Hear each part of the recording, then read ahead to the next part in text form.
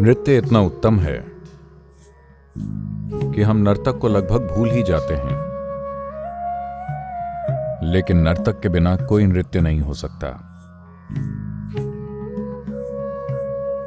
हम नर्तक को देख नहीं पाते क्योंकि हमारी दृष्टि, हमारा ध्यान बहुत सतही हो जाता है। नृत्य में नर्तक को पहचानने के लिए या तो आपको उस नृत्य में इतना डूब जाना होगा कि आप खुद भी नृत्य बन जाएं, कि आप दर्शक ना रहें, आप वही बन जाएं। तब आप अनुभव से नर्तक को जान पाते हैं, आप उसे महसूस कर पाते हैं। लेकिन अगर आप नर्तक को उसकी पूरी गहराई और उसके हर आयाम को जानना चाहते हैं, आप नृत्य के स्रोत को जानना चाहते हैं, उसे जो इस हलचल का मूल है, तो आपको पूरी तरह से ध्यान देना होगा। एक तरह से नृत्य से दूर रहकर। ये बातें एक दूसरे से उल्टी लगती हैं। एक स्तर पर मैं कह रहा हूं कि आपको नृत्य में डूब जाना चाहिए, दूसरे स्तर पर मैं कह रहा हूं कि आपको नृत्य को पूरी तीव्रता से देखना आना चाहिए।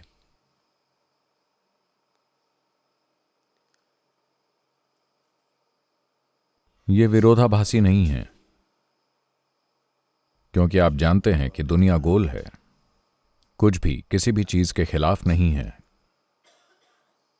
बस ये है कि जब आप इसे टुकड़ों में देखते हैं, अगर आप इसे टुकड़ों में काट कर देखते हैं, तो हर चीज विरोधाभासी लगती है। तो अगर आप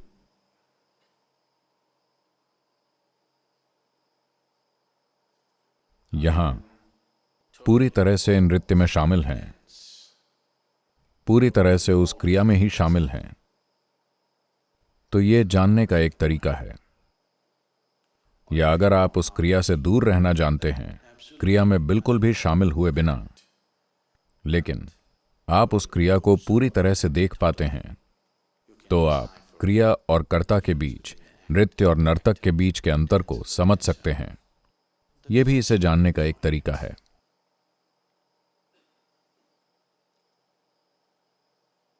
दूसरे तरीके में बहुत ज्यादा जागरूकता, पैनापन, तीव्रता और शायद प्रशिक्षण भी लगता है। इसलिए नृत्य का हिस्सा बनना आसान है। धीरे धीरे जैसे लय तेज होती है, जैसे जैसे आप उसमें खिंचते चले जाते हैं, आप उसमें और गहरे खिंचते जाते हैं, और एक दिन आपको पता नहीं चलता कि आप कौन हैं और नृत्य कौन है। एक बार जब आप नृत्य का हिस्सा बन जाते हैं, तो आप नर्तक की उपस्थिति से चूक ही नहीं सकते।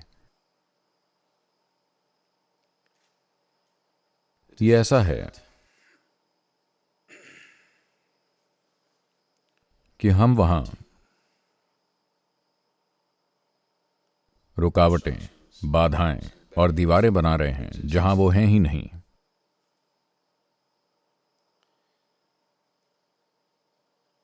हाल ही में किसी ने पूछा, मैं 54 साल का हूं। उन्हें लगता है कि यह बहुत लंबा समय है, और मैंने इतने सारे आध्यात्मिक गुरु देखे हैं, लेकिन मैं आप जैसा किसी की ओर कभी आकर्षित नहीं हुआ। मैं असहाय होकर आपकी ओर खींचा चला आ रहा हूं। आपके पास ऐसा क्या है? तो मैंने कहा, मेरे पास ऐसा कुछ भी नहीं है जो आपके पास ना हो। बस ये है कि हम सभी को एक बीज दिया गया था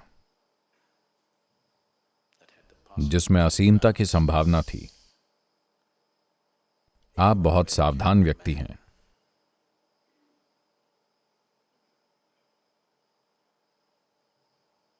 आप बहुत सावधान और अच्छे हैं, इसलिए आप उस बीज को बचा कर रखते हैं। मैंने उस बीज को नष्ट कर दिया और उसे एक पेड़ बना दिया। अगर आप बीज को पेड़ बनाना चाहते हैं तो बीज को खत्म होना होगा। अगर आप बीज को पोषित करते हैं तो वो एक पेड़ बन जाएगा। अगर आप बीज को बीज बनाए रखकर घूमते हैं तो यह असल में मूर्खता है। लेकिन ऐसा नहीं है। खुद को बचाए रखना समझदारी माना जाता है। खुद को मिटने देना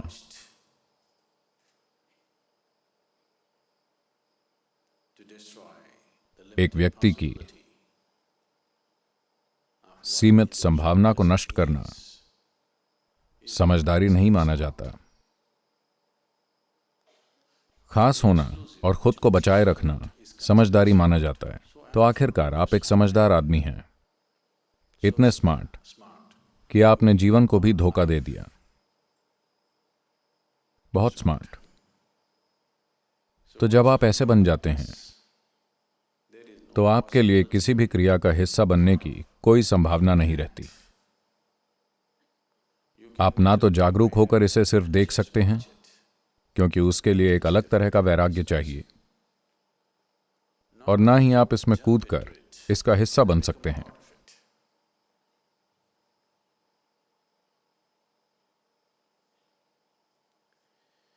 एक बार ऐसा हुआ,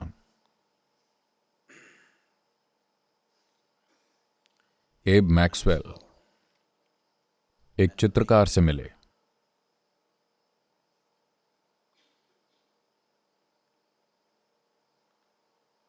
जिसका नाम वोल्कोविट्स था।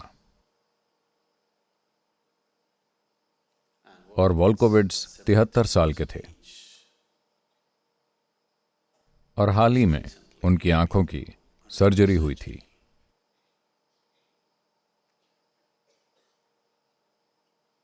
तो उन्होंने कहा, आपकी अभी अभी आंखों की सर्जरी हुई है, आपकी नज़र कैसी है? क्या पेंट करने के लिए नज़र ठीक है? क्या आप एक पेंटर बने रह सकते हैं? तेज नज़र के बिना यह मुश्किल है। तो वोल्कोविट्स ने कहा, मुझे लगता है कि मैं पेंट कर सकता हूं। अगर मुझे लगा कि मेरी नज़र कमज़ोर हो रही है और मैं पेंट नहीं कर सकता तो मैं एक आलोचक बन जाऊंगा।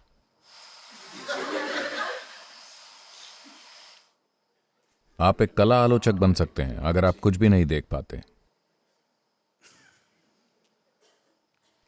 तो अगर आप आलोचक बन जाते हैं तो आप पूरी क्रिया से चूक जाते हैं।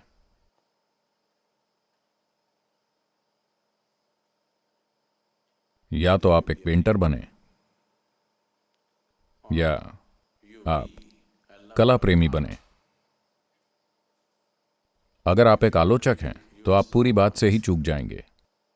आप ना तो इसे जान पाएंगे ना उसे। और यह हर समय होता रहता है। खुद से बने आलोचक बस अपना जीवन बर्बाद करते हैं। मैं उनका नाम भूल गया। एक महान साहित्यिक आलोचक ने यह कहा था, मैंने लेखकों, कवियों, कलाकारों की मूर्तियां और तस्वीरें देखी हैं, पर कभी किसी आलोचक की नहीं देखी।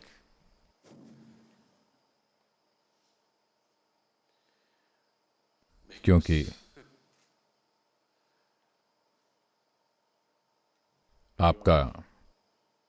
आपका जीवन एक पैरासाइट जैसा है। आपका अपना कोई जीवन नहीं है। आप लगातार दूसरों के जीवन को देखते हैं और उस पर पनपते हैं। इससे कुछ भी हासिल नहीं होगा। अगर आप बस जीवन चलाना चाहते हैं तो आप पैरासाइट हो सकते हैं। अगर आप मुक्ति की तलाश में हैं तो आप पैरासाइट नहीं हो सकते। एक बच्चा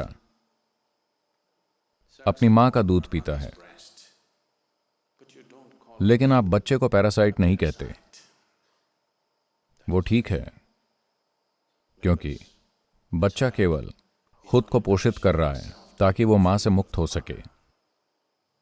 एक परजीवी कभी भी मुक्त होने का इरादा नहीं रखता।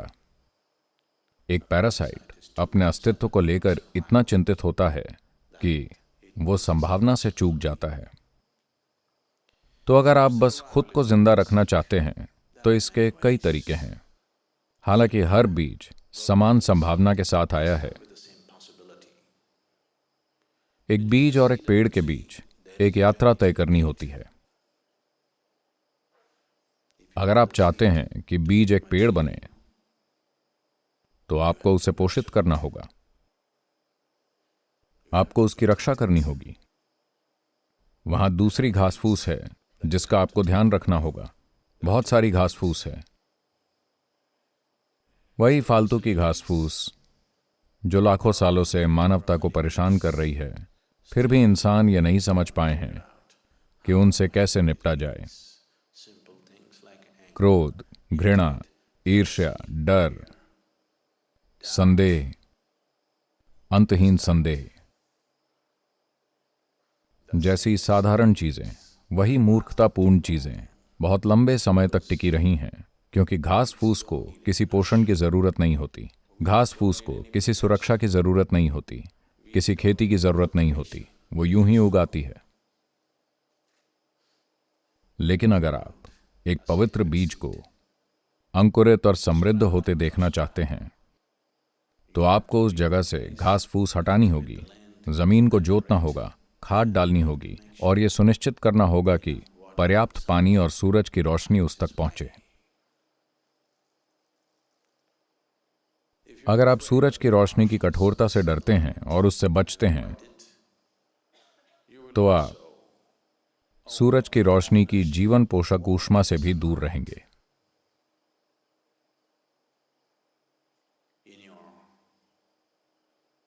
आत्मरक्षा की अपनी प्रवृत्ति के गुलाम बनकर आप सूरज की रोशनी से बचना चाहेंगे, छांव में खड़े होना चाहेंगे, लेकिन आप जीवन पोषक प्रकाश की ऊष्मा से भी चूक जाएंगे।